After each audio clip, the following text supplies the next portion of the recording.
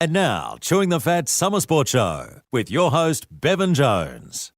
Well, g'day and welcome to another edition of Chewing the Fat. Bevo here with you. We are joined today by an absolute legend, Malcolm Blight. He was a 1996 inductee into the Australian Football Hall of Fame. 2017, he was made a legend. Brownlow medalist, Magarey medalist, 2 premierships as a player, 2 as a coach. There's not much more he's done in footy. Malcolm Blight, great to have you on Chewing the Fat. What was it like being inducted back in 2017 as a legend? Hi, Bevo. It was pretty exciting, really. I mean, it happened a long time ago. You feel as though, your career finished a long time ago. So to be reminded about it was a nice thing, and the family could be there and some great friends. And we did celebrate fairly long and hard. Yeah, I can just imagine. So now you've been a pretty big advocate about the rule changes with the AFL for the coming 29 season, and we've seen quite a few changes in recent times. And once again, there's going to be some new rules this year with a 6-6-6 format. And how do you think that's going to make the game less congested, Blighty? Yeah, look, I hope that's the case. That was the whole idea of it, and I've probably been pushing as much as anyone for years. I mean, our game's played with space, and I think let the players play. Some of them haven't been able to play because forget what the coaches want to win. So let's put that aside. The administration must look after the game and the look of the game. So Stephen Hocking's done that, a guy I coached at Geelong a number of years ago. He's got the same philosophy as that I had, and he's actually pushed that through the AFL Commission, and they've said yes to a lot of it, including, running off the square, which is going to be it'll be exciting, I can tell you. There's going to be some quick players after a points kick, and they're just going to go, and it's going to be breakneck speed. It's lovely. Yeah, we want to see more exciting footy, more like free flowing back in the day and that sort of thing. Now, another thing that's had a bit of controversy is the AFLX. What's your thoughts on it, Blighty?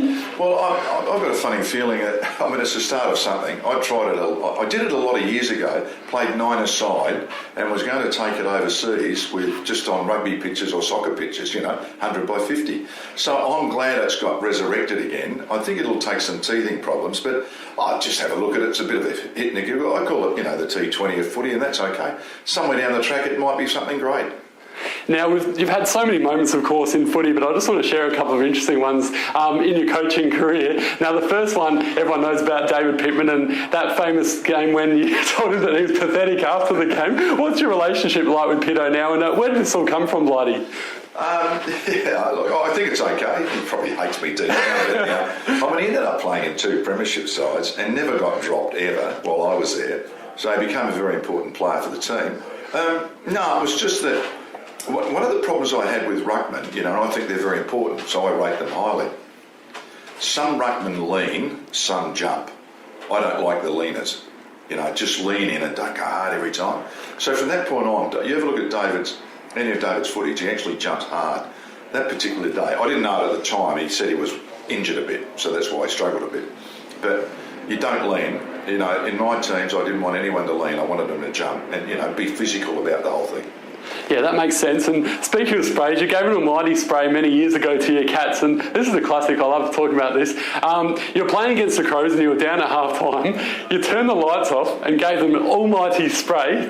Tell the listeners out there all about that. Yeah, well, it was a strange setup because when Crows came to Geelong, we'd flog them easy. But when we came to Adelaide at Football Park, we couldn't win. So I just got sick of losing one day, and I think just walked in and just shut the door, just the players, and then just turned the light off, just started screaming and hitting walls and smacking chairs, and blokes were jumping out and just couldn't see me. It was apparently quite funny. And the great Barry Stoneham, who was a fantastic player, we did an interview with him last year, and he said, Blighty, it was the frightenest I've ever been on a footy. And he was frightened of no one. He was a big man mountain. So he said, I was frightened that day. It's really funny, isn't it, when you think about it? Yeah, it was just to make an effect. And did it win? Did we win? No, but we lost by less. Okay, so it works effectively. Yeah. Now, we were speaking off air about this, and a lot of people must remember this back in the day when Blighty was actually hosting for the very first time on TV on Channel 10, I believe, and the lights actually went out during a game at Waverley. Tell us more about that, Blighty. Yeah, no, it was. It was actually, that year was going to be an Olympic year later in the year. So Channel 7 asked me if I could start hosting some games at the grounds. So I said, yeah, of course, because the boys were going to be away calling the Olympics. So my very first hosting, I'd done some special comments before, but I had never actually hosted a game. That was the night Essendon and St Kilda where the lights went out. And like halfway through the second quarter, and I actually spoke on air for about 40 minutes, filled time. Where I from, I don't know, but anyhow, I did. And I said, it's probably a car hit a pole, and it did. Thank goodness no one died. Yes. And I said, I reckon they should play this on Tuesday, amongst a million other things. And I must say I was a bit of a smoker, so I had a cigarette lighter. So when they came back, I had the lighter on, the boys in the camera were going, with the lighter. So it went round the world, virtually before social media and all that. I was a worldwide phenomenon. Oh, what a way to host your first game of footy. Yeah. Now, before we let you go, Blighty, you do a show on Monday to Friday, Sports Day SA with David Wildy. It was previously Cornsey. How do you find the two and between Cornsey and Wildy and the difference between the two? Oh, look, it's been fascinating, actually. David played at North Adelaide, but the other thing David's done is he's commentated 30 SANFL Grand Finals. So he's virtually a South Australian icon in a lot of ways, whereas obviously with Kane, playing for Port Power here, there's that delineation with his dad at the Crows, so it's a wonderful mix. And Kane's quite opinionated, and when I say that, he has an opinion, he's not opinionated. He has many opinions which polarise a lot of people. So he comes off a long run sometimes and has a whack. But I think as a communicator, I think he's going to go a long way. Okay, and one more question I've got to ask you. Season 2019 is going to be a big one for both South Australian sides, Crows and Port. Where do you think they're both going to finish, Blighty? Yeah, look, I'm a bit like everyone with Adelaide. The injuries they had last year just knocked them about a bit. They've got 7 players over 30 to start with and 2 at 29 halfway through the year. So they're going to be an experienced side, and most experienced sides have done very well. I think they'll be okay. Port are interesting. They've got or moved on 2 or 3 of their better players from last year in the top 5 best and fairest. But they've recruited 3 really good kids. Everyone's really happy with them, and they're training well. Where they'd finish, I don't think Ken Hinkley or anyone at Port Adelaide would know right now. But I think they could.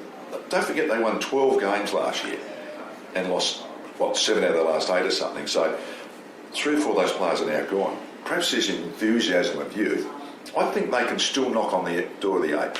Yeah, that's what I'm thinking as well, and being a power man, fingers crossed as well. So, well, Malcolm Blight, it's been an absolute pleasure having you on Chewing the Fat today, and all the best with Sports ASA and everything else going forward. Thanks so much. Thanks, Bevo. Good Cheers, luck, thank you. Ciao. See you next time.